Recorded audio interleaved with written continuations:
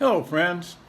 I'd like to talk a little bit today about our focal point, the importance, the preeminence, the value, the significance of our focal point.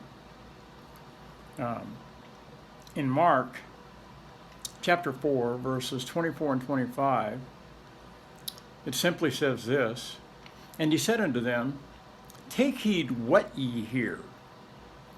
With what measure ye mete, it shall be measured to you, and unto you that hear shall more be given.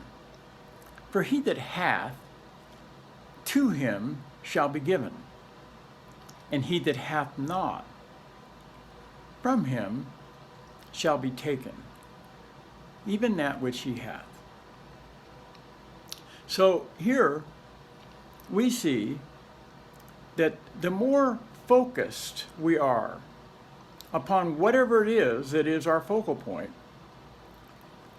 the more insight and the more understanding and the more comprehension we're going to get about whatever it is that we're focused upon. Well,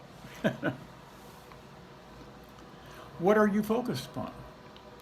In other words, if we focus upon the circumstances of life that we are encountering that are contrary to what we desire, and we give all kinds of thought and attention and devote our focus or make those things our focal point, then we may gain a lot of insight and understanding about the negativity of what we're experiencing, but it isn't going to change what we're experiencing. Okay? So I like the way the Amplified Version puts part of that passage. It says, the measure of thought and study you give to the truth that you hear will be the measure of power and virtue that comes back to you. So, in other words, we see that it's absolutely critical that we have the proper focal point in our life. What are we focused on? Are we focused on the circumstances and the things of this earth? Actually, the Bible says we should have as little desire or ambition for the things of this world as a dead person does. Dead person doesn't have much desire for anything when you're just talking about a dead body laying there on the ground. So we know that our focal point needs to be not on things that are on the earth, but on things that are going to be eternal and last forever. So I want you to just think about this promise that we have.